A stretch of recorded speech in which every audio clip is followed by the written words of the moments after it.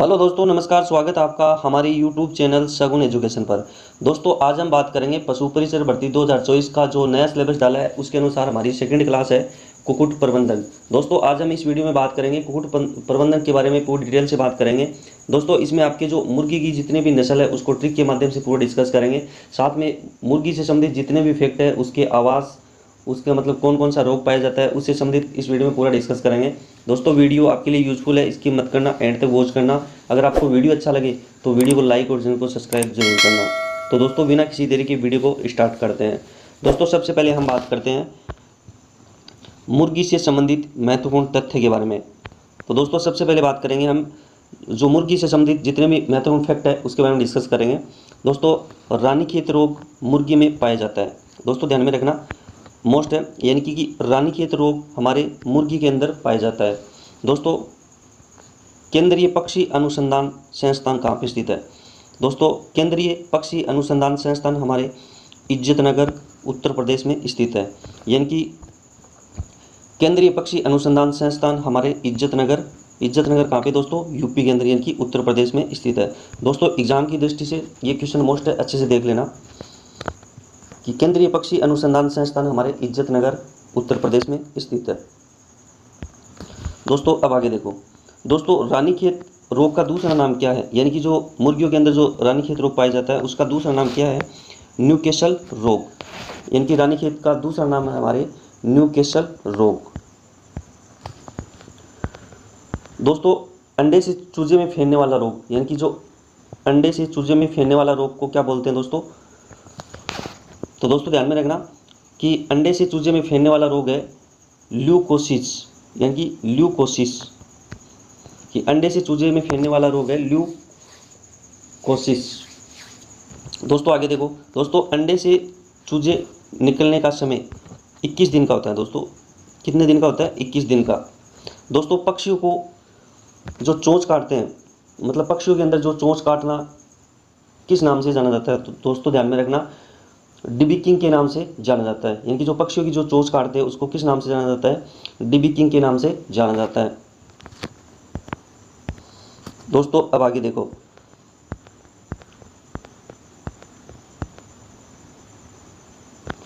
दोस्तों, मुर्गियों में बधियाकरण को, यानी कि जो मुर्गियों के अंदर जो बधियाकरण किया जाता है उसको क्या बोलते हैं? खसीकरण या केपोनाइजेशन कहते हैं। यानी कि जो मुर्गियों के अंदर जो बधियाकरण किया जाता है उसको खसीकरण या केपोनाइजेशन कहा जाता है। दोस्तों, खसीकरण की दो विधियां प्रचलित है। यानी कि जो मुर्गियों के अंदर जो बधियाकरण किया जाता है उसको खसीकरण बोलते हैं। और जो खसीकरण की दो विधियां प्रचलित है, कौन सी? एक तो दोस्तों चीरा लगाना, यानी कि एक विधि कौन सी है? चीरा लगाना। और दूसरी कौन सी है दोस्तों? दूसरी हमारे दोस्तों रासायनिक विधि द्वारा। यानी कि दूसरी विधि कौन सी है? रासायनिक विधि। दोस्तों, ध्यान में रखना, खसीकरण की दो विधियां प्रचलित है, एक तो है हमारे चीरा लगाना और दूसरी हमारे है रासायनिक विधि द्वारा। दोस्तों, अब हम बात करेंगे हमारी जितनी भी मुर्गियों की जितनी भी नस्ल है उसको ट्रिक के माध्यम से पूरा डिस्कस करेंगे। उसमें पूरी कवर हो जाएगी आपकी जितनी भी मुर्गियों की जो नस्ल है, जैसे देसी नस्ल है, अमेरिकन नस्ल है, उसके बारे में डिस्कस करेंगे और वो भी हम ट्रिक के माध्यम से डिस्कस करेंगे। तो दोस्तों, सबसे पहले हम बात करेंगे जो मुर्गी की जो देसी नस्ल है, यानी कि जो मुर्गी की जो देसी नस्ल है उसकी ट्रिक है, उसके बारे में डिस्कस करेंगे। तो दोस्तों, देसी नस्ल की जो हमारी ट्रिक है वो है असली घास चक। यानी ट्रिक क्या है दोस्तों? असली घास चक। दोस्तों, जो देसी नस्ल की जो ट्रिक है वो हमारी है असली घास चक। दोस्तों, असली से हो जाएगा असील नस्ल, घास से दोस्तों हो जाएगा घाघस, च से दोस्तों हो जाएगा हमारे चटगांव और कै से दोस्तों हो जाएगा हमारे कड़कनाथ। क्या हो जाएगा दोस्तों?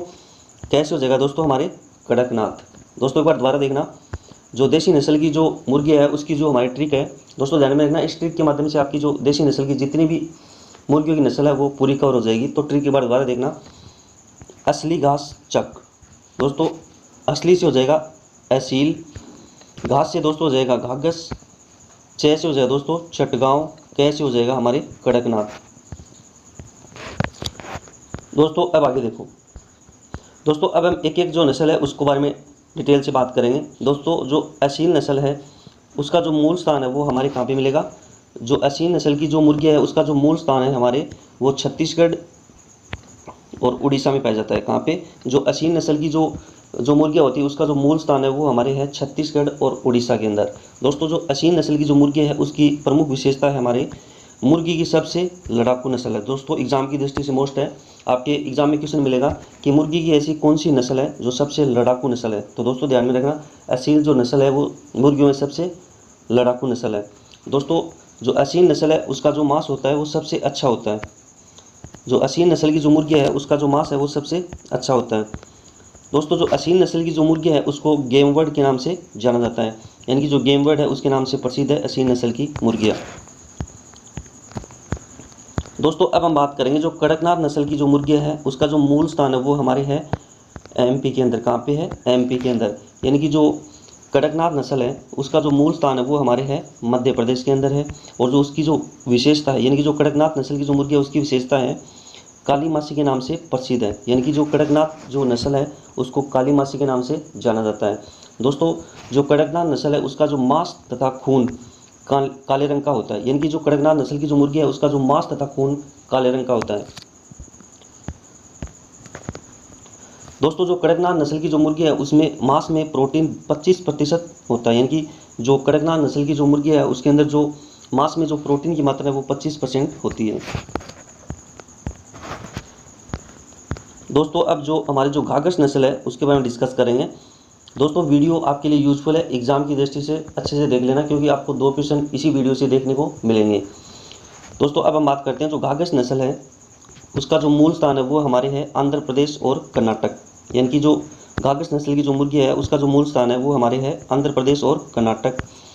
और दोस्तों इसकी जो घाघस नस्ल है उसकी जो विशेषता है वो हमारे है घाघस नस्ल की मुर्गियाँ अधिक साहसी होती है। यानी कि अधिक साहसी होती है। कौन सी? घाघस नस्ल की मुर्गियाँ। दोस्तों उसका रंग भूरा तथा काला होता है। जो घाघस नस्ल की जो मुर्गी है उसका रंग भूरा और काला होता है। दोस्तों अब आगे देखो। दोस्तों अब हम बात करते हैं जो चटगांव नस्ल की जो मुर्गियाँ है उसका जो मूल स्थान है वो हमारे है मेघालय और त्रिपुरा। यानी कि जो चटगांव नस्ल की जो चटगांव नस्ल की जो मुर्गियाँ है, दोस्तों ध्यान में रखना, हम जो देसी नस्ल है उसके बारे में डिस्कस कर रहे हैं। उसमें जो चटगांव नस्ल की जो मुर्गियाँ है उसका जो मूल स्थान है वो हमारे है मेघालय और त्रिपुरा। दोस्तों मांस के लिए प्रसिद्ध है। दोस्तों ध्यान में रखना, जो चटगांव नस्ल की जो मुर्गियाँ है वो मांस के लिए प्रसिद्ध है।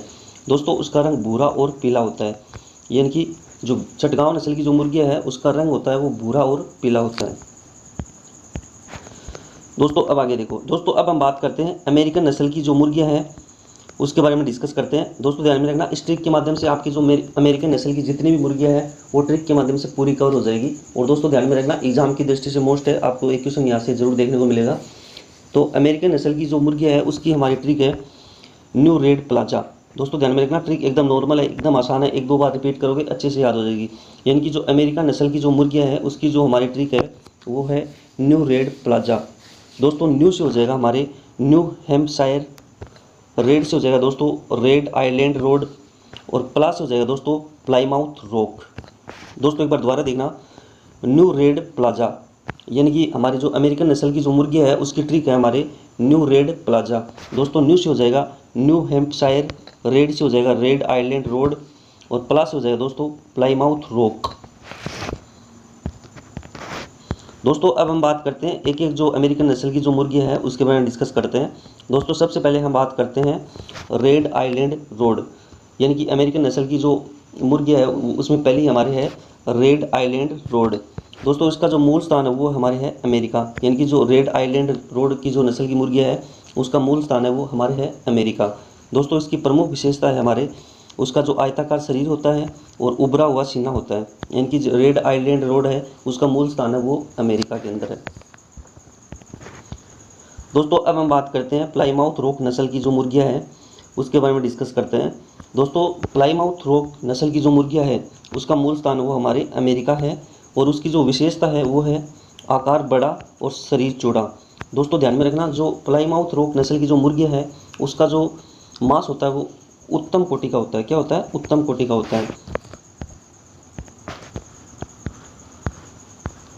दोस्तों नोट, यानी कि मुर्गी के अंडे का औसत भार, यानी कि मुर्गी के अंडे का औसत भार 58 ग्राम होता है। यानी कि जो मुर्गी का जो अंडा होता है उसका जो औसत भार होता है, यानी कि उनका वजन कितना होता है, 58 58 ग्राम होता है।